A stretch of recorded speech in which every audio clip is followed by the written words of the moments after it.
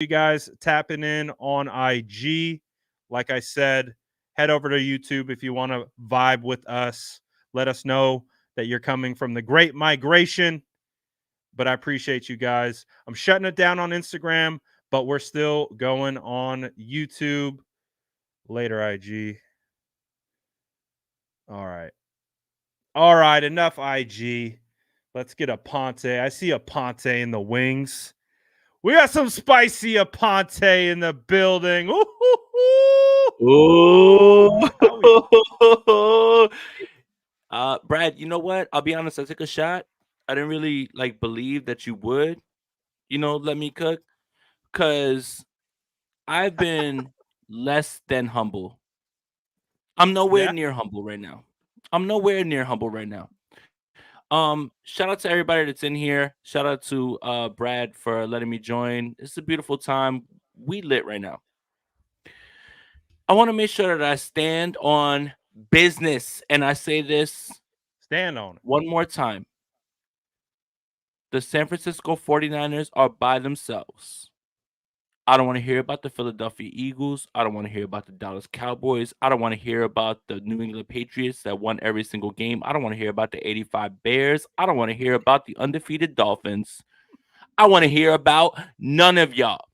Because today, what the 49ers did, winning in a game that was super ugly in the way that they did, at certain times it was ugly, right? Like at certain times it just was ugly and it didn't look right. You're And it talking just, about the 49ers Seattle game. of course, the 49ers Yeah, it winning a wasn't it game in wasn't the which, prettiest win, but it was a good win. no, it's a perfect win because the San Francisco 49ers won in a way that doubters needed to see. Doubters needed to see the 49ers win a game that's out the mud. And a little bit of that game was. But what I'm really here to do, Brad Graham, and thank you. I know this is this is a family show, so I'm gonna make sure that I keep it, clean. We still want you spicy. Is that what? No, but I want to keep it about the Philadelphia Eagles. Could it be my team to lose to the Dallas Cowboys in Dallas? Brad Graham, I'm gonna ask you a question.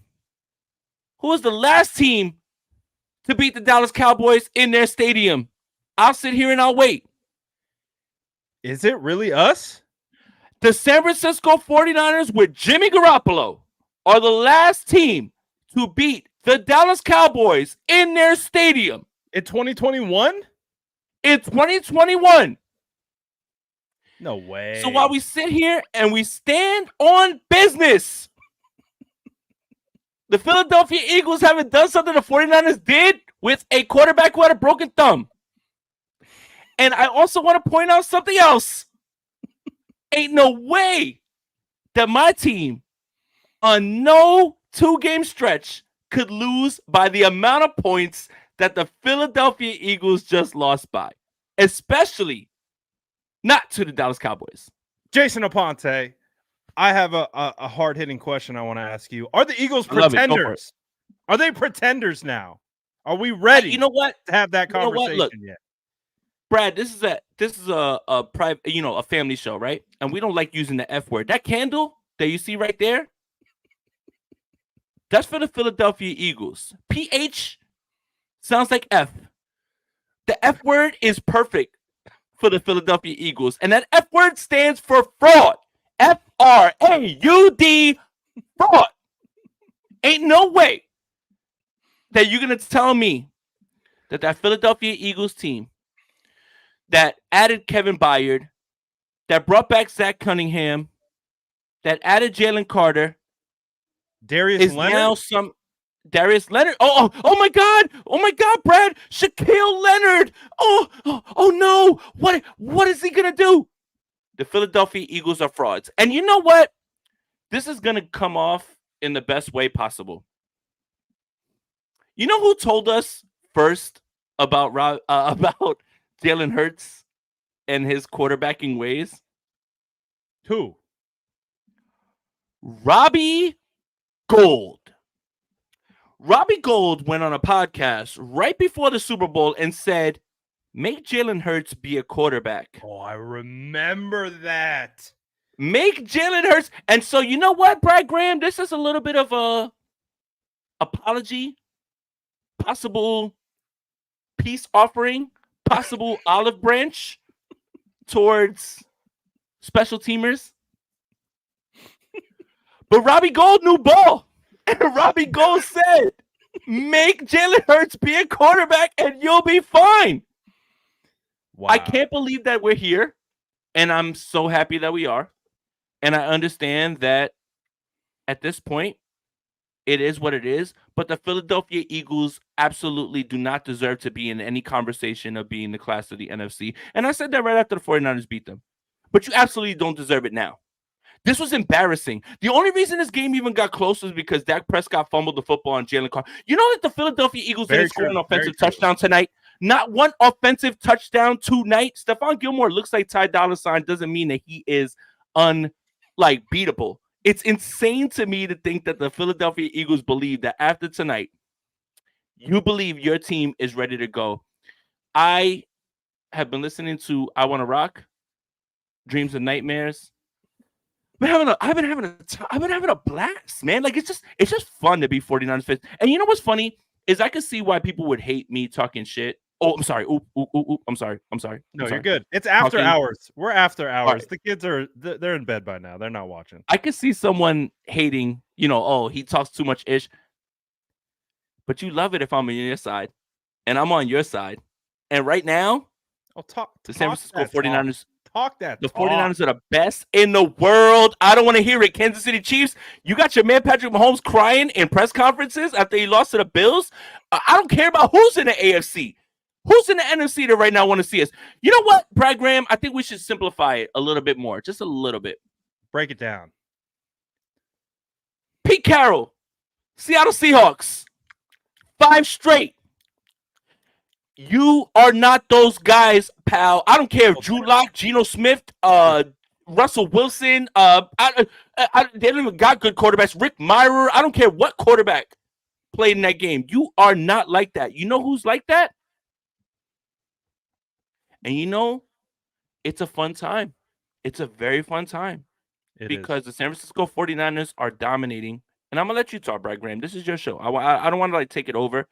No, I haven't even looked at the comments yet. I'm sure they're going crazy. Like, yo, why'd you let this maniac on? But no, they're vibing. We're all vibing. This is the energy that we need. This is Jason, we're number 1 seed right now. Oh no, and not only we number 1 by a mile. Forget the records. Forget the records. Forget the records. Nah, fraud confirmed. There's 3 10-3 teams. There's 1 10-3 team that is real, and 2 are not like the other. And that's Dallas and Philadelphia, the NFC least, in my opinion, if I was asking. Well, I mean, you remember Detroit. Detroit was ahead of the 49ers at one point, and we were talking about, all right, the Detroit Lions are looking pretty nice in the NFC. They don't look like they're ready for a deep playoff run. The Eagles, hey, we broke them. Did you see that one fan who took off his Vic jersey, threw on the CeeDee Lamb in the middle of the game? Jersey. You know, whether that was staged or not. For the clout, right? Yeah, whether that was staged or not, which was probably staged, it still kind of exemplifies, I feel like, the mood in Philly. I feel like Eagles fans and the tone around the Eagles is, what the hell happened? What happened to them? And have you noticed, Jason, the 49ers have a way of breaking teams' spirits when they beat you. What was the record last year of teams that lost to the San Francisco 49ers? I think we need to pull that back up. I think it was 14 games or something like that. That 15. I think it was Vish that actually threw it out there. Shout out to Vish, and I know that he's traveling and he's not out here streaming or whatever. He's a big homie, but he kind of put that out there too. We need to bring that back. And did the San Francisco 49ers break the Philadelphia Eagles? Did they break them? I'm going to say yes, because that fits my narrative, Jason.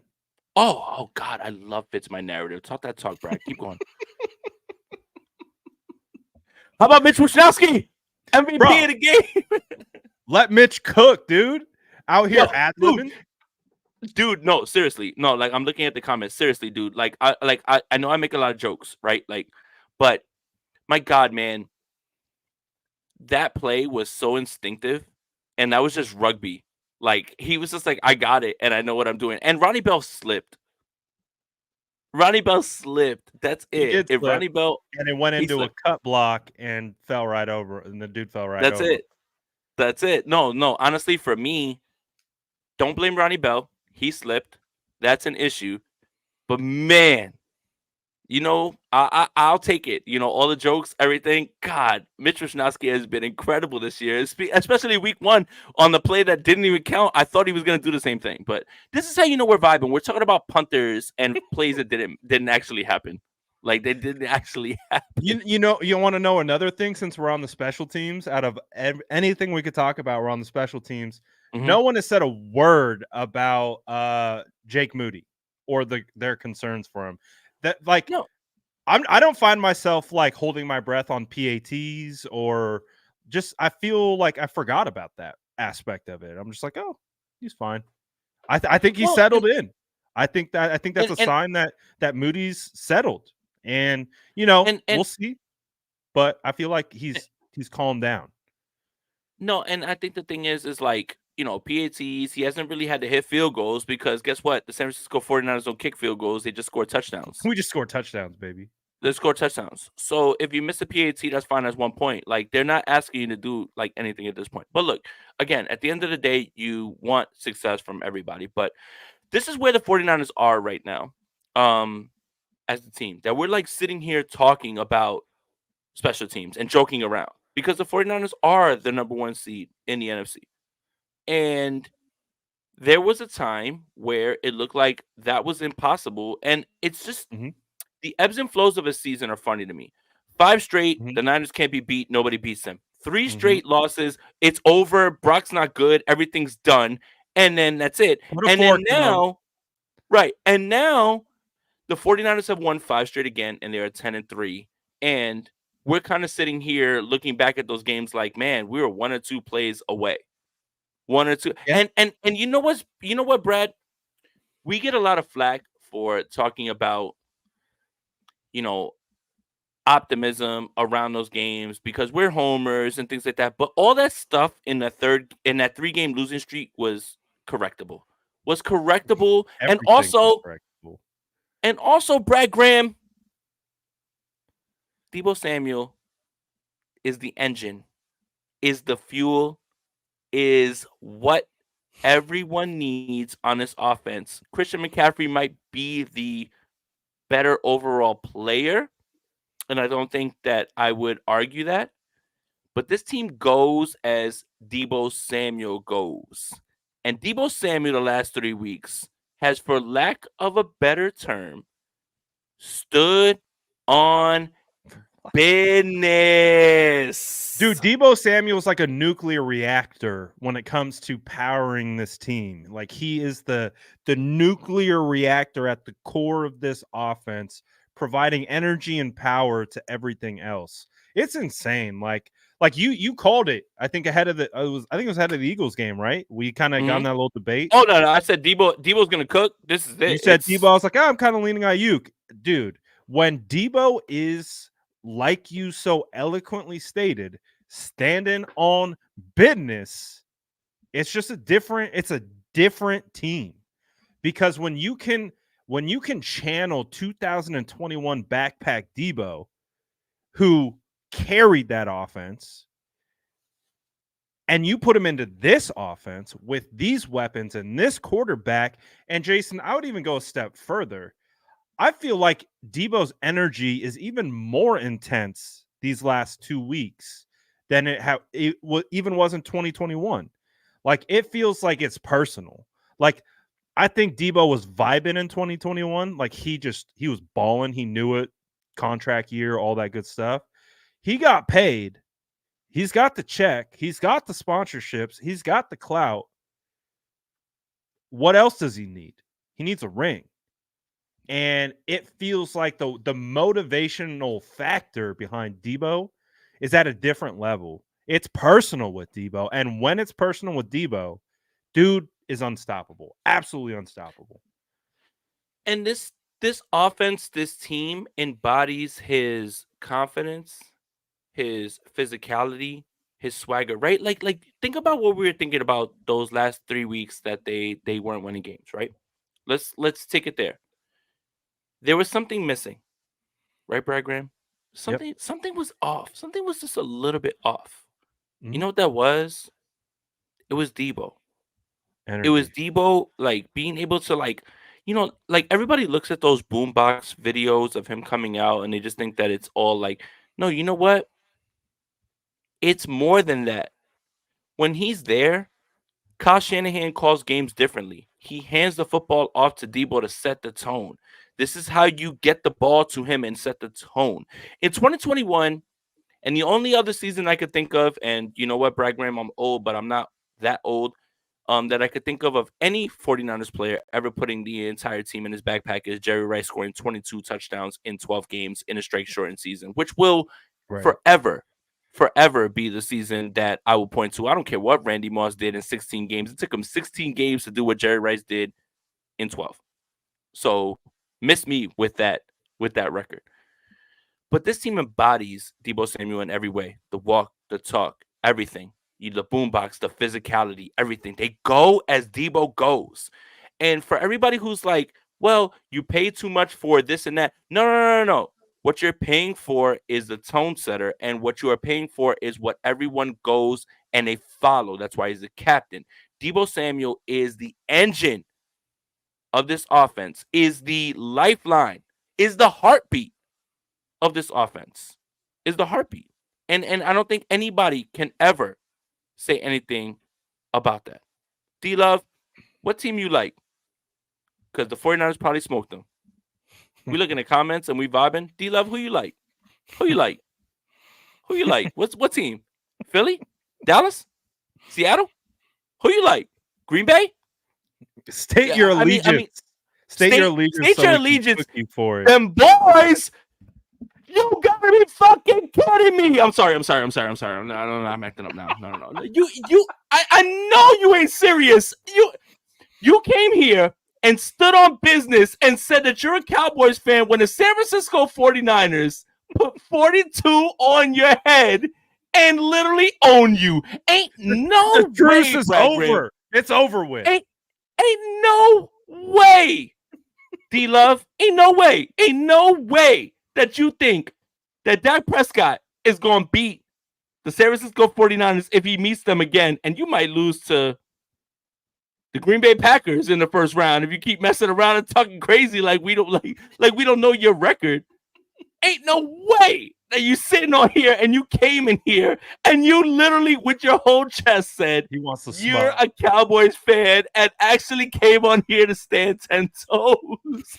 You know what, Brad? I'm sorry. Don't let me talk, man. I'm just gonna curse. No, Please, Cowboys fans are feeling themselves, but hey, so are we. That's the thing. So are we. We beat them too. We beat them worse. We can pull receipts. They know. They're confident right now, but they're not confident when it comes to playing the San Francisco 49ers. RG says, can Seattle pull the upset next week? Who are they playing next week? I don't even know. Dallas. Oh, we big Seattle fans next week, baby. Gino's coming back to cook y'all. DK mad because he got kicked out. Dallas on the road in Seattle. In Seattle. Ooh. So come on. We big Seattle. So our look, the way that I'll rationalize it is this: we're not rooting for Seattle. We're preying on Dallas's downfall. Because it don't matter. The 49ers got the NFC West. Like, we're not rooting for Seattle. This is a perfect. We're in the driver's seat. That's all right. Hold on. Seattle plays the Eagles. I apologize. You guys got me. Seattle plays the Eagles. Seattle plays the Eagles. Yes. Okay. Sorry. You guys got me. Let me slow down. And I love that the chat was like, yo, slow down. Like, thank you. I appreciate that. Hey, Ponte's feeling himself. They're like, hey, chill out. Like, hey, chill out. Yeah, chill out. D-Love, you about to get fried, bro. You haven't beat the 49ers since Troy Aikman was the quarterback. Like, I like nobody cares like about what you think about what's gonna happen, man. And you know what's the best part? Is if there ever is a chance that the Cowboys are gonna play the 49ers again, D-Love's not gonna show up again. Just like all the Eagles fans, none of them ever showed up. I'm just tired of this and then not showing up. Because you know what I do? I'm going to talk, and I'm going to be obnoxious, and I'm going to, be crazy, but I got to talk after. I love the fact that you guys actually believe after you beat a team that the 49ers dog walked in their stadium and you lost to in Philly. By the way, Dallas fans, you lost to them in Philadelphia. The San Francisco 49ers did not. By the way, but yet now, because you beat a team that's not that good, now you are legit. Now you're legit. Beat the San Francisco 49ers before you can talk crazy about the San Francisco 49ers, because we talk crazy about the Dallas Cowboys because you ain't like that, and Dak ain't like that. And neither is Mike McCarthy, neither is CeeDee Lamb, neither is Micah Parsons. The bullies get bullied. Y'all get bullied every time you see the 49ers. Yeah, Brad, you got it, man. You got it. Hey, remember, Micah could play quarterback just as good as Brock Purdy, according to what he said on his podcast. So we'll see. We'll see if they can stand on business. 49er Ways, appreciate the super chat. Says Puro Pinche Niners. Did I say that right? Yep. I'm with. Yep. Atinagon. I'm in Arlington. Brad's take on the dub. Bang bang. I think that's what he's saying. Okay. Well, appreciate the super chat. We got a couple more. Sugar Shane says we need to win out, as the bye would be huge for the vets. The bye is crucial. Let me ask you this question, Jason Aponte. Yep. What is more important, bye week or home field advantage? Home field advantage. I mean, both, but both. Right? Like the home field advantage comes with the bye. So like both. So that bye comes with the home field advantage. And I did it, Mom. Invited to the Cardiac Asada for that. I did it, Mom. Go, Danny. It goes hand in hand. It goes hand in hand, right? Like you get the week off, and I don't want to hear about momentum and that and this and this. Listen, the San Francisco 49ers, they asked the question about to Kyle Shanahan, what about a letdown? And he said, all I talked about this entire week was about a letdown. Nobody on this team is ready to have a letdown because they all understand what's in front of them. They already had the letdown. I said we talked about that. I was like, dude, they already had the letdown for a month, 4 weeks of a letdown. I don't think that will ever creep in. So if they get another bye, I'm not worried about it at all. I think the bye could only help them. I think that month of losing after going undefeated since the previous season, not including the NFC Championship game, bro, nope, it ain't you're not going to catch the 49ers sleeping. I just don't see that happening. Brad, remember when we were talking about, the number 1 seed, and I was like, oh, damn. I was like, Detroit's got, a really easy schedule. I still felt that Philadelphia. Look at Detroit. Look at Philadelphia now. And look how quickly that changes, 2-3 weeks. And there's no win. Week-to-week league, man. It changes quickly. There's no week that the Dallas Cowboys beat anyone that'll ever change my mind until they do it when it matters. And again, for D-Love, the last team to beat the Dallas Cowboys in AT&T Stadium was Jimmy Garoppolo and the San Francisco 49ers on their way to an NFC Championship game. Why would you want to invite that problem? And you know what else, Dallas Cowboys? You're not going to get to invite the 49ers back. You have to go to Levi Stadium. It's insane to me to watch Dallas Cowboys fans who have followed this team for decades, right? To sit there and now, after one win against a team that the San Francisco 49ers absolutely obliterated, that the Kansas City Chiefs should have beat if Marquez Valdes-Scantling catches a pass, that the Buffalo Bills should have beat if they learned how to play football, now all of a sudden act like they are invincible. We've seen this story. I've seen Scarface 300 times. that ending never changes, does it? You know what happens at the end of Scarface? He dies. He dies. You know what happens when the Dallas Cowboys get to a meaningful game? They don't win. I'm not going to sit here and entertain a movie that I've seen 300 times. I will watch it to be entertained. I will watch it because it's funny. I will watch it because there's good acting. But I don't watch Scarface and at the end expect Tony Montana to find his way out of that mansion. I know how this ends, and everyone else knows how it ends. Spoiler alert, Tony Montana dies at the end of Scarface. Sorry, guys. Spoiler alert. Spoiler alert. The Dallas Cowboys lose when they get to their most important game. Sugar Shane says all teams lost after SF last year. That's very true. We talked about that a little bit earlier. We got a question for you, Jason. Ryan Reed says, Jason, what do you have to say to all the Purdy haters? Right, meow. You know, it's a hard part for me to like talk about Purdy, because obviously I had my initial thoughts of him like in training camp. So like people are just like, oh, you just can't like run out here and just like be supportive. But I want to say this. Brock Purdy is now somehow second in the NFL in passing yards with 82 less attempts than CJ Stroud, who leads the league in passing yards. He's number 2 right now?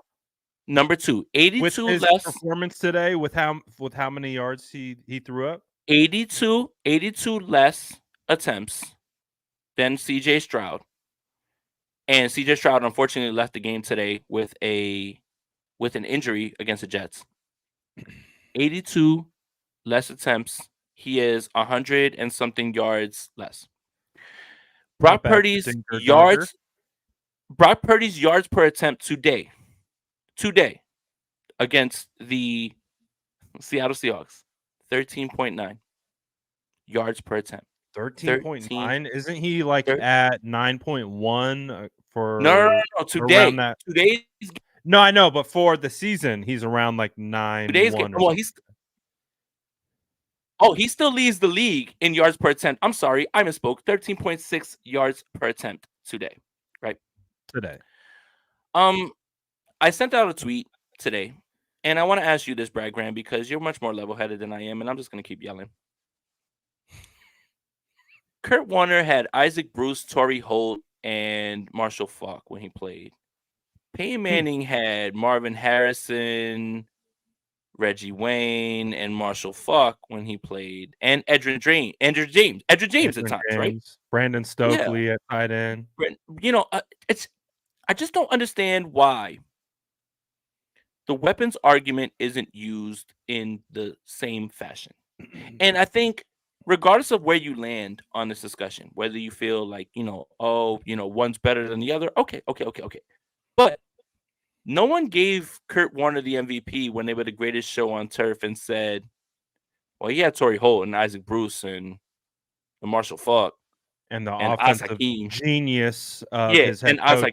It's just it's very strange to me how the weapons argument, and look, all right, so look, let me take it one step further, right?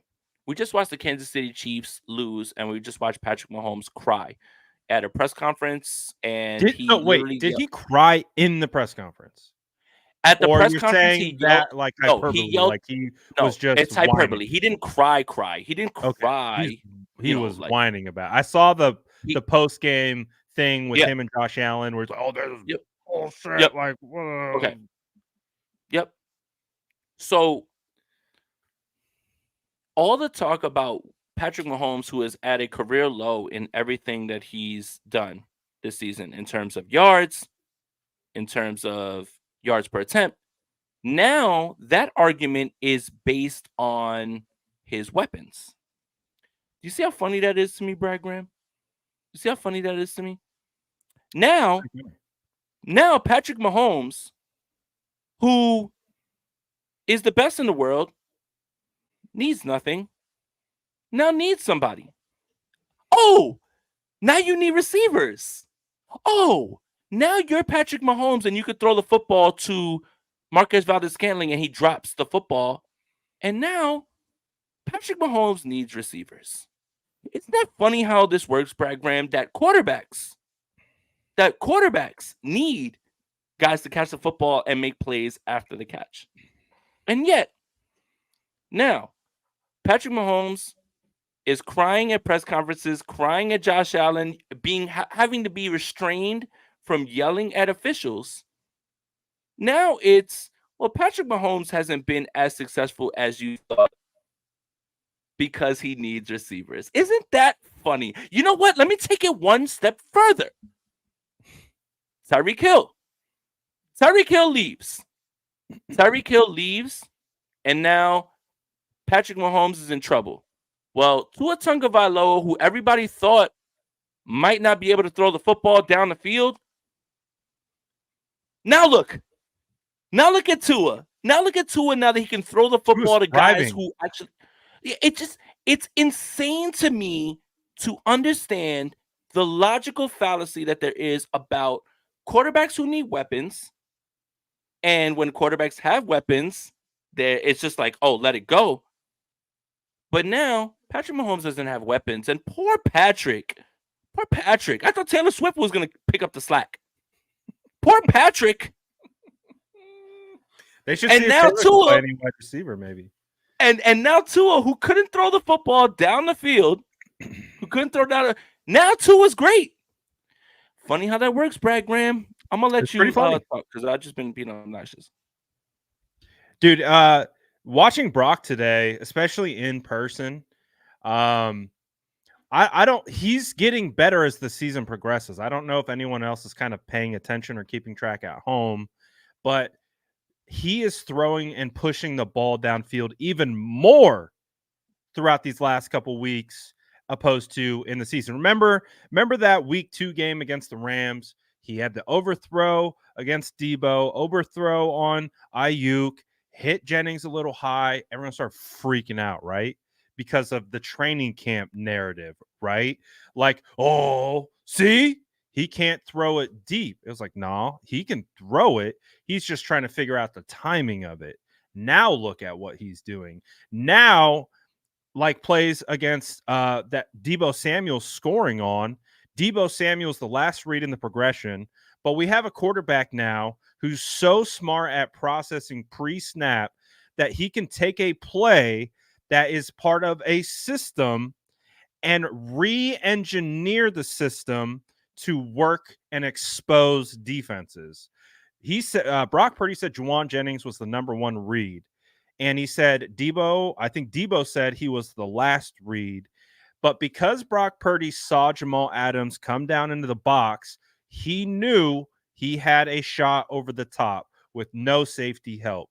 So what he did is instead of going to read 1 based on the system, he re-engineered the system and found Debo Samuel on a deep shot where he drops it right in the bucket, touchdown, for one of his deeper throws on the year. Absolutely perfect timing. Like, that is what you say to Brock Purdy haters who call him a system quarterback, who call him everything's yak. Like, just there's another example. You can't be a system quarterback and extend plays outside the system. That is a oxymoron. You can't be a confined system guy who breaks the structure of the system and in fact takes the system to new heights. That's why these people who still, I don't know if they're still out there, honestly, because if they are out there, they are wearing a mask and they're just hoping and praying that Purdy fails so that when he does, they go, ha ha, told you. But until now, there's nothing you can say against Brock Purdy and what he is doing. It doesn't matter about weapons, doesn't matter about scheme, doesn't matter about this. He is elevating all pro players around him. He is elevating the best scheme in the NFL. I don't want to hear it. Go argue with a freaking wall if you think Brock Purdy ain't him. Oh, yeah. I also want to say, since we're having fun, Jamal Adams, yikes, what happened? Debo Samuel fried you He's about on to that post throw. a pic of Brock Purdy's He's about to girl. post a pic of Averly and be like, "Yo, she's not mad tall, and she's a 6-year-old." Because I've been on him. I've been on him since.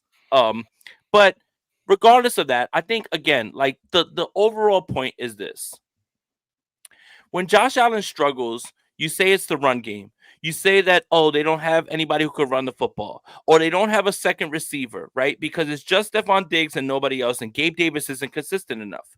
When it's Tua and he doesn't have Tyreek Hill, well, he doesn't have a good arm. And now Tua is one of the most efficient quarterbacks. When it's this guy, when it's that guy, it's always their weapons. It's always their weapons, whether you want to detract or you want to like talk good about them. For me, looking at what Brock Purdy has done, there have been quarterbacks that have had every single weapon and not for long. Obviously, Christian McCaffrey came at the end of a certain time. There are quarterbacks who have had those same weapons that have not been able to elevate the offense to this way. It is literally as easy as this. Quarterbacks need guys who catch the football and run with it or make plays for them. It is that easy. It's really that easy, right? Let me ask you this. Let's take it another step further, Brad. Lamar Jackson. When Lamar Jackson struggles, oh my God, Lamar Jackson needs weapons. You got to get him receivers. Lamar Jackson's great. Lamar Jackson's great. And he still don't got receivers, right? Like Zay Flowers dropped a pass today. Rashad Bateman dropped a pass today. Oh, But Delhi? it's always, yeah. But when it's guys that struggle, it's always, oh my God, he needs this, he needs that. But when Brock has it, and you run into like Thanos with all the Infinity Stones, Debo, Kittle, CMC, Ayuk, and then Kyle's holding the Infinity Gauntlet now, and Purdy is the one who's like the last stone who can actually like make it happen. That's when you snap half the Avengers away, but the Avengers don't get the fight back after that. It's really simple, honestly. I know you. I think the question is, what do you say to Brock Purdy haters? And we're kind of going back and forth about it. It really comes down to this: like, if you are objectively of the belief that Brock Purdy is not a good quarterback, or he's just a good, like, again, and we're not having this elite conversation. I don't know why people are so focused on having that. But again, we're just trying to give the proper flowers to Brock Purdy. And if people are relying on takes such as it's the weapons, it's the system, it's he hasn't played from behind, it's much easier to say, Jason, you just don't know ball. That is really what it comes down to, because it's very easy. People tell you without telling you what they know, right? And so They when tell you hear themselves. people who say those things, what they're actually saying to you is, I don't know ball. I'm not fluid enough to be able to identify and understand ball to be able to have a changing or fluid opinion of it. And so I'm going to stay rigid in my beliefs, and I'm just going to keep saying the same thing and keep moving the goalpost to the next thing. That's why his haters' number one argument is a hypothetical, because they don't have anything.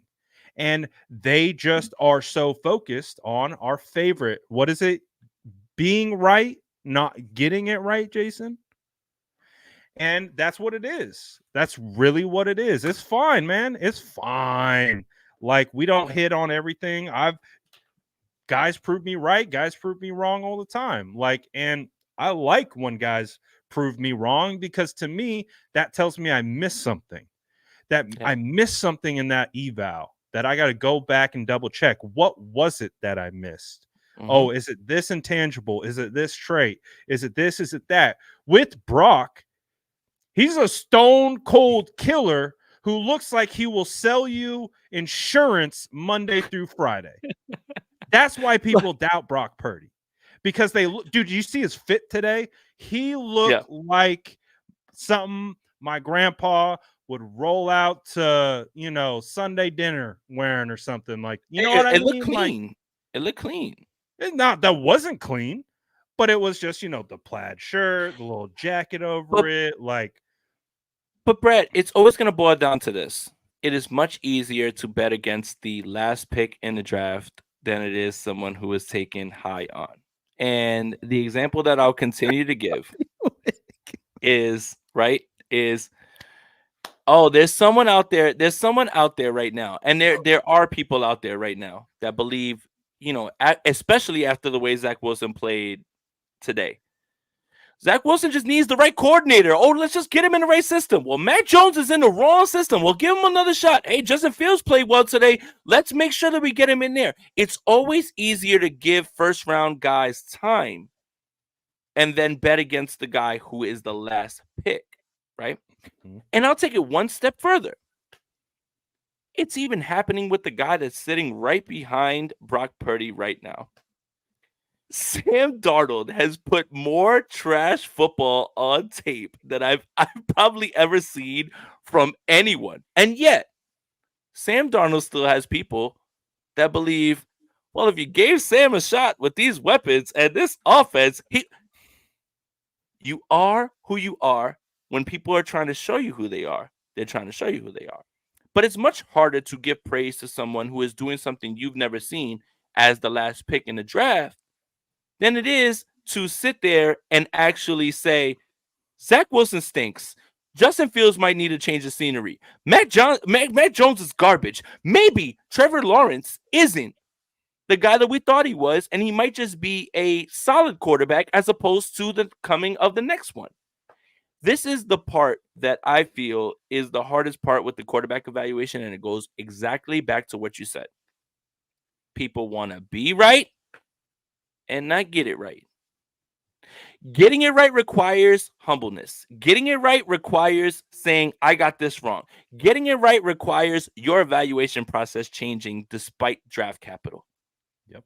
Being right requires you to find a way to spin the narrative and find a way to, like, we love Justin Fields. Justin Fields hooped today. Does that mean that Justin Fields is the guy that we thought he was going to be? I don't think so. But he played well today. Mm-hmm. He played well today. What is he going to be? Completely two different things. It's hard for people in any walk of life, whether it's football, whether it's regular things, to admit, I'm wrong. I'm wrong. And that's it. All you have to say is, I'm wrong. I learned this. I see this. I have been presented with new information. But it's hard for people to do that in all walks of life, let alone football evaluations. Brad, it's almost 1 o'clock, man. I came on here because I wanted to talk crazy. I thought we were just going on IG, but I got it, man.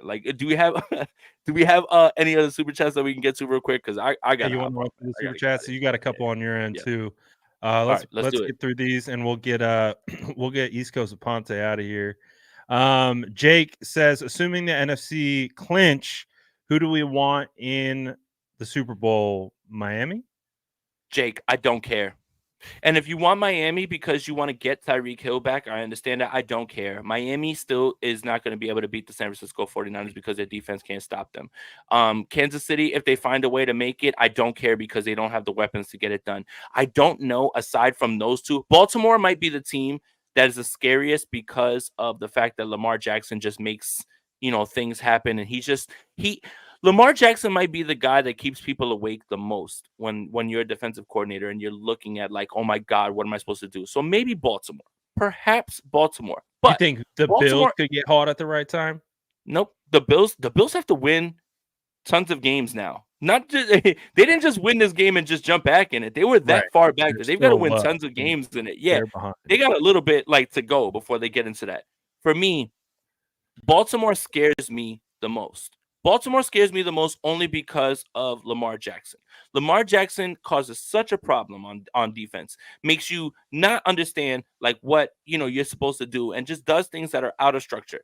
But I'll stand on business, man. I don't care. I don't care who comes out of the AFC. Whoever, the 49ers, and they clear the NFC, whoever comes out of the AFC, I don't care. You're not going to beat them. And if you get there and you face the 49ers, you had a great season. I think you're going to make a DVD about it. You'll have your little, but you're not going to beat the San Francisco 49ers. you're not going to beat the San Francisco 49ers. So for me, and this might just be, the sauce talking December 11th, whatever it is on my side, because it's still December 10th on your side.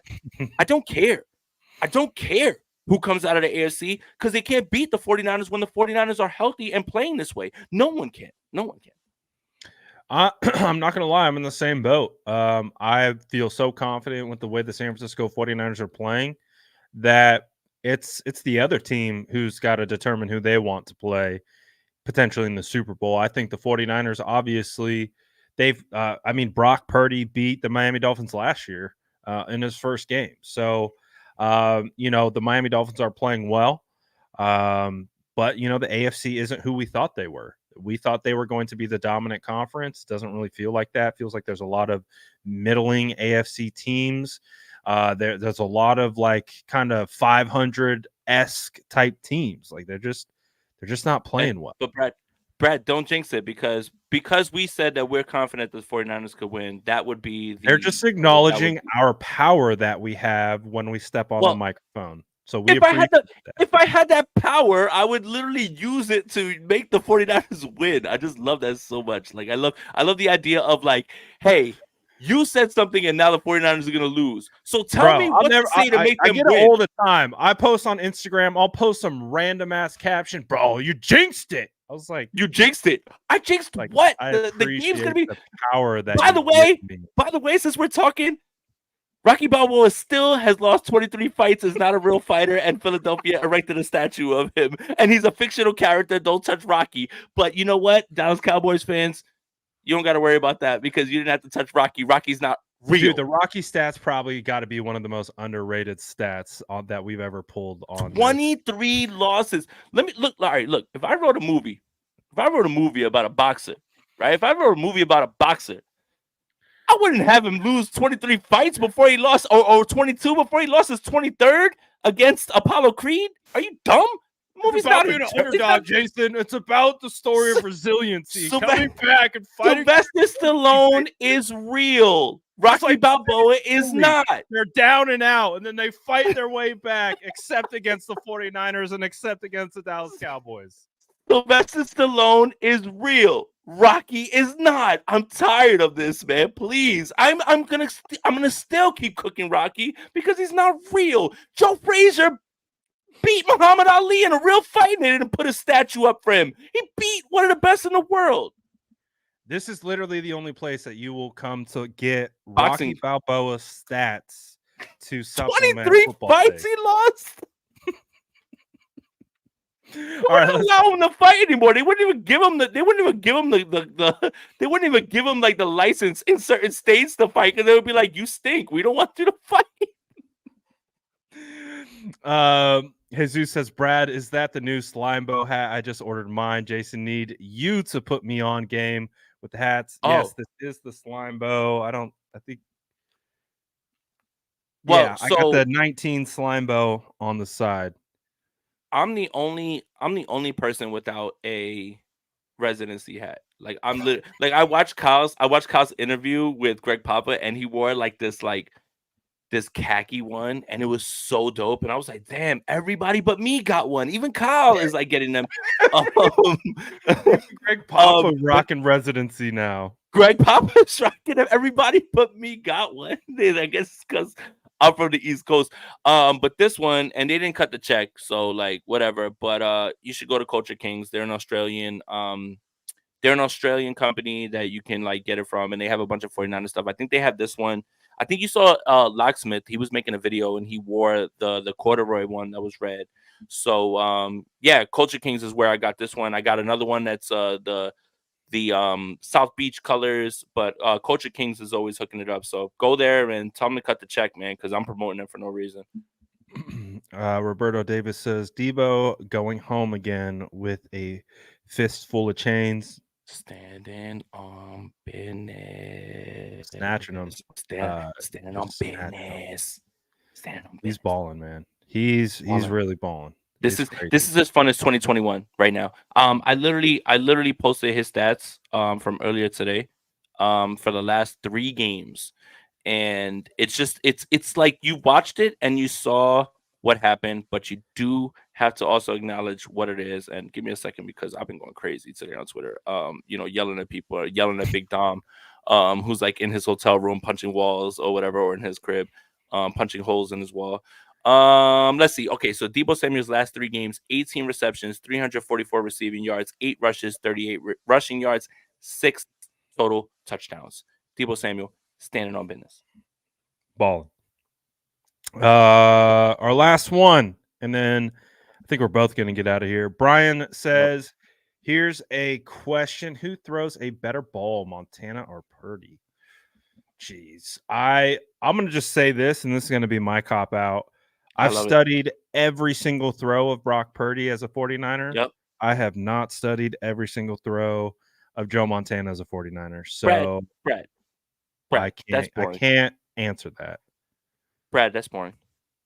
Brad, I'm sorry. Boring. It's the truth. No, hold on. But the people want hot takes. They want say this, say that right now. All right. Okay? You want me to reset it so they can clip it? Brock Purdy throws a better ball than Joe Montana. Best believe it.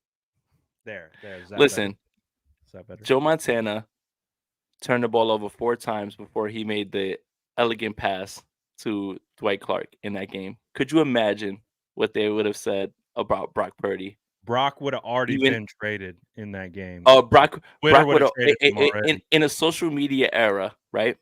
Montana turned the ball over that many times in that game before he threw the ball to Dwight Clark. And shout out to Guy Aberman. He's the one who actually pulled that up. And I had no idea. I had to double check and look. If Brock Purdy had thrown 3 interceptions, fumbled the football 1 time in an NFC Championship game, they would have had him tarred, feathered, and sent on to Alcatraz. On a boat and just sent to Alcatraz. They would have gave him a pair of cement shoes. Like, it would have been real. It would have been like, all right, Purdy, it's nice knowing you. Clearly, we're joking around, and I think that's what Brian is getting to here at this point. I think prisoner of the moment, what you've seen, what you haven't seen, that is a large part of how opinions are made. But I don't know, man. And Brian, you know this. Who cares? Honestly, again, I'm going to go back to the Brock Purdy thing about, the ranking. I don't care if you feel like this guy's better than him. I don't care if you feel like that guy's better than him. I don't care if you've got him ranked 20th. I don't care if you've got college quarterbacks ranked above him. Shout out to The Ringer and Stephen Ruiz, who is, sitting there, right now, still pushing that narrative. Still has Tom Brady. As long as Brock Purdy plays this way, the San Francisco 49ers are incredibly hard to beat, and nobody can beat them. I don't care where you rank them. That's up to you. That is an arbitrary discussion. That is a waste of time. What I am here to talk about is the San Francisco 49ers are cooking everyone. They're better than everyone. I don't care where you rank Brock Purdy. That is up to you. That's your business. That's your decision. For me, I don't care. Win games. If he doesn't win MVP, win Super Bowl MVP, I do not care. I don't care. That's up for you to decide. So, yeah, better ball to me is subjective, and I have the beholder kind of a thing. And like I said, I've only seen highlights of Montana. I've never actually, now I think about it, I don't think I've watched a full game of Joe Montana. I wasn't old enough. Me either. I've seen highlights. You know what? I remember the game that he came back in and everyone was cheering and he had already left. I feel like the first 49ers game that I remember in my mind is Jerry Rice breaking the touchdown record on Monday night against the Oakland Raiders. And if I'm not mistaken, if it wasn't that game, it was another. Joe Montana joined that game at the end when it was over and kind of just jumped in and everyone was losing their mind. And I remember my father, who literally said, I don't want to root for this team at all if they get rid of Joe Montana for Steve Young. And then he had to eat those words later on after Steve Young became highest passer rating, completion percentage, MVP guy. I think that's the first game that I actually remember in my mind that I can actually visually see. I remember Joe Montana getting hit against the Giants, but I didn't watch that game. I'm not that old, but I remember I know the hit. I can see it right now in my mind. I can see the hit that literally put Joe Montana out from being the 49ers quarterback and then pushed us into the Steve Young era. But yeah, oh my God, Amin Morris, Oprah Winfrey is tougher than Wayne Brady. I don't know what that has to do with the price of tea in China, but that is a hilarious comment. Fishboy Rice says Purdy's pocket presence is elite. He's really good at that. Yeah, I'd feel confident. Like if we want to start getting into individual traits, I would say that's one of his best traits is his ability to feel pressure, just feel his way around that pocket.